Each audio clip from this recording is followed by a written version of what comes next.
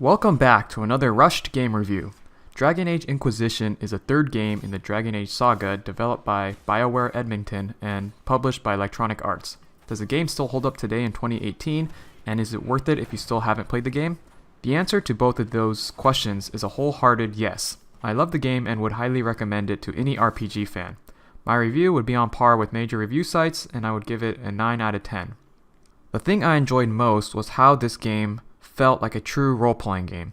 I felt that I was the main character, building relationships with party members, growing the influence of the Inquisition, and ultimately taking down the threat to the continent of Thedas. You can act as judge, jury, and executioner as you decide the fate of those you encounter.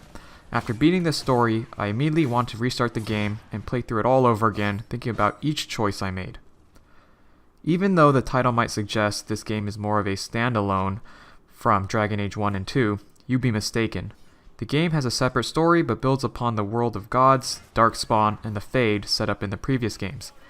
If you are not already familiar with the story of Dragon Age, there are letters and notes scattered across the different maps that describe the history, locations, key characters, and more. There is so much to collect that after completing the main story, I only discovered about 40% of the collectibles. The more time you invest in reading the lore, the more satisfying the conclusion is. With Dragon Age Origins, I remember playing a rogue where my position for flanking was important for dealing greater damage, and I was a fan of the camera angle and slower combat.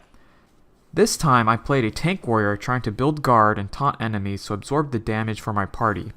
You are also free to switch to any character in your party at any time, so if you ever get bored of playing one class too long, you can switch your playstyle completely.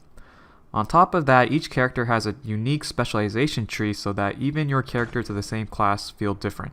The action combat is satisfying, but I would prefer Dragon Age move away from the Witcher style combat and focus on improving the tactical camera. The strategy of managing your party around enemies, traps, and the environment while making each encounter challenging would result in combat feeling more satisfying like a game of chess, instead of just holding down a button to auto-attack through most fights. I would love to see a Final Fantasy XII style gambit system that allows you to control every detail of your party's actions, instead of the minimal behavior and AI tactics section currently in the game.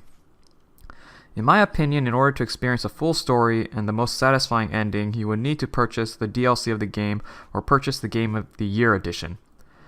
I feel that DLC should provide extra content for players that want to spend more time with the game, but not a requirement to complete the story. To be fair, out of the 3 DLC releases for the game, the last one titled Trespasser is the only one that adds significant story details. I hope you all enjoyed this quick video review. Visit the link in the description for my full written review. Leave me a comment on what you liked about Dragon Age Inquisition and when you think we'll get an announcement for Dragon Age 3 this year. I'll see you all again next time. May Andraste be with you.